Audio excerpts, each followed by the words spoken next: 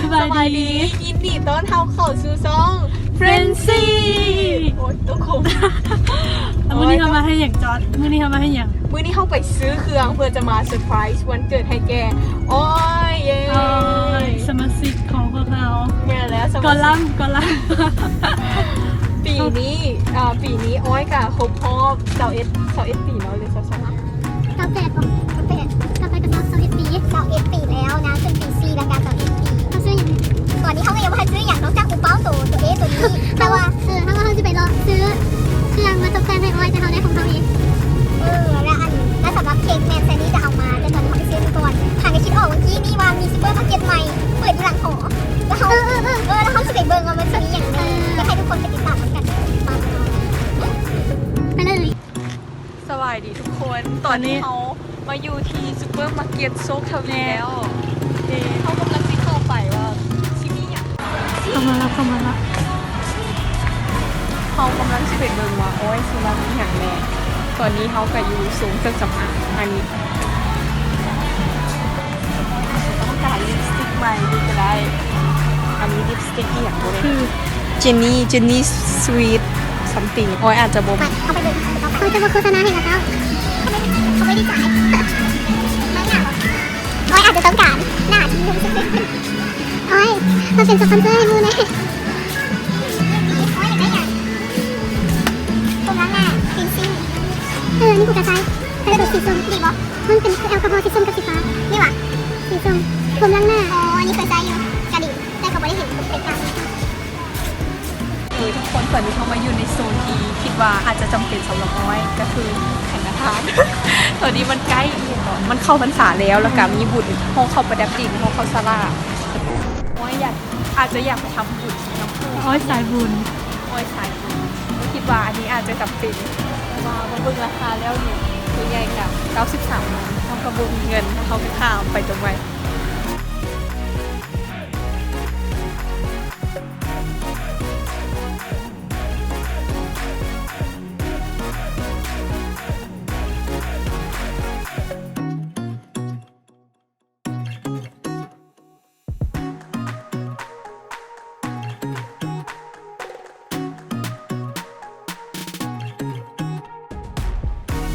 เพื่อนที่แสนดีของพวกเรา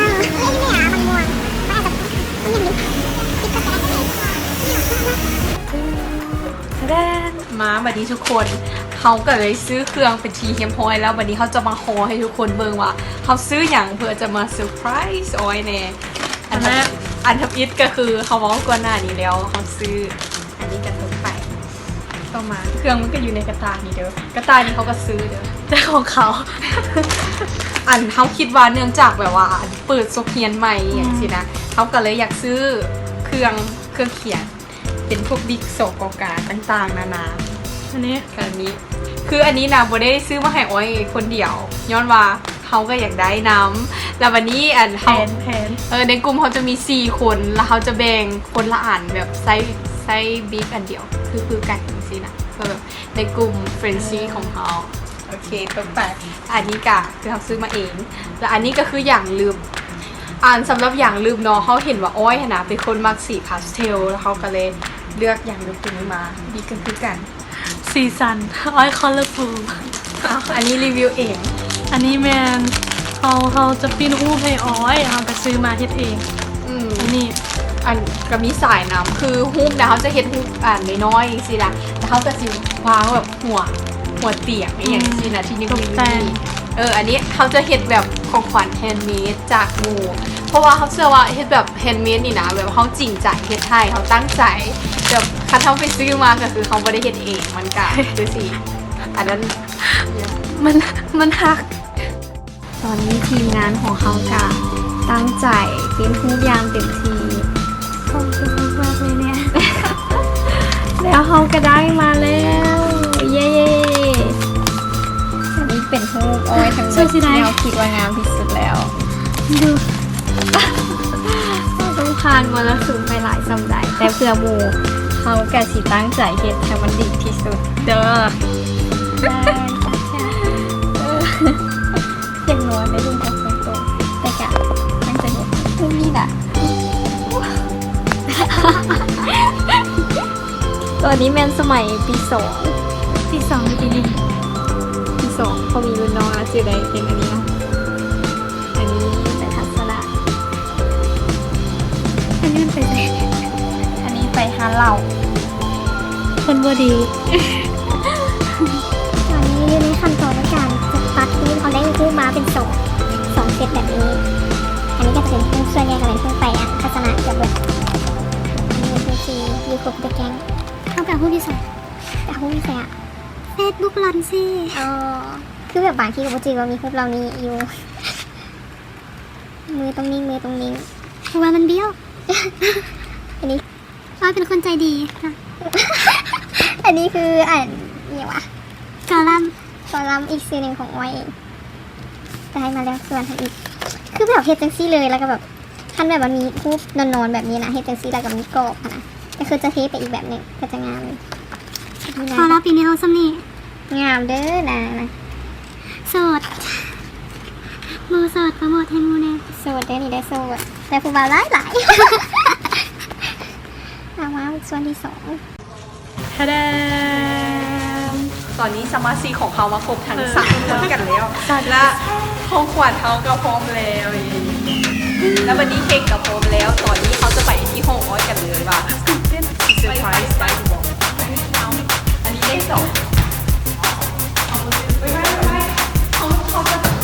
เขาสิทานตัวเขามาอ้อยจะต้องไปเฮียคันอ้อยไปคนก็แสดงว่าเขาเซอร์ไพรส์ตัวใด ทุกคนกาแฟอีกวันมีเด็ดจะได้ผ่านหรือไม่มีห้องไปอันนี้นะห้องเราเปิดเลยเราจะให้พูดเดี๋ยวเราอาบน้ำนี้ด้วย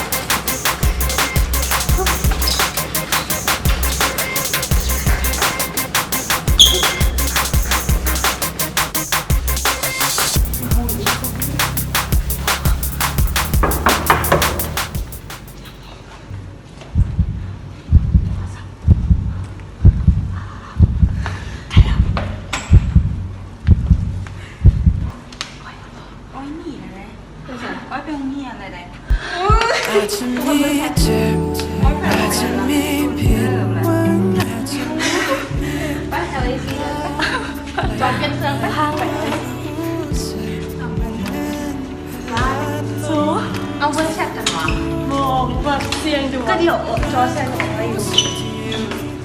กำลังจะถึงภารกิจวันนี้เป็นยังไงไปได้ด้วยทางไปเจอกันอยู่เอา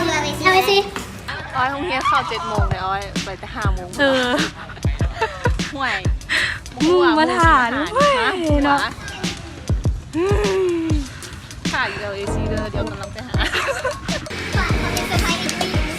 นี่คือขอรูปแบบคนสภาพนะคะดอกโอ้ยจะถึงได้หรอขอรูปแบบคนจักอีกค่ะถ้าจอดเป็นชาอ้อยวันนี้มันข่าวอ้อยอยู่จะไม่รับได้10 ข้อมูลจะอ้อยเยอะแล้วน่าจะเยอะต่อที่นะแล้วแบบเขาเป็นเจ้าที่โดนแบบตื่นเต้นแคนตื่นเต้นบอกเบ็ดเลย แซน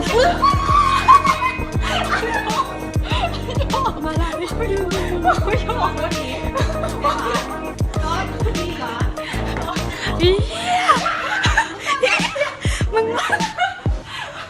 กูจนสั่นนี่ค่ะหัวใจเขาเต้นให้เลยจอดอย่าทำอย่างนี้ทีนี้กูจะสั่นมึงก็ตื่นเต้น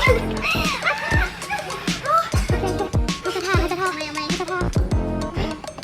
งกูจนสั่นนี่ยังมือกูสั่นจูมือสั่นหรือว่ามันประมาณวะมือกูสั่นโอ้จอดมึงจะที่ไหนไปดิ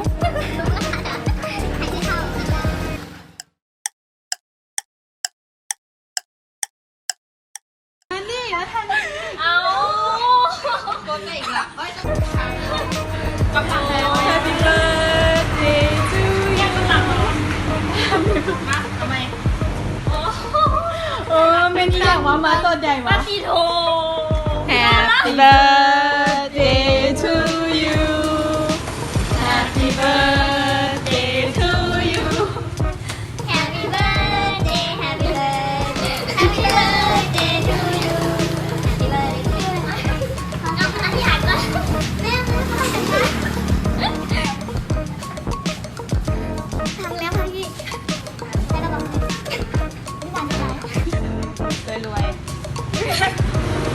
ต้นวันนี้ไม่เห็นอันนี้ซ้ำป้าลงทุนอุ้ยมัวเถอะ แล้วพวกเขาการเฮ็ดสำเร็จเนาะในการเซอร์ไพรส์ออยแบบน้องแบบว่าตั้งตัวอีกแล้วคือแบบจึ้งเบิ่งให้เวลาแบบแล้วมันบ่มาคนก็ไปเบิ่งกับกวนโกอันนั้นซื่อๆออยมาคือแบบนี่อย่างละ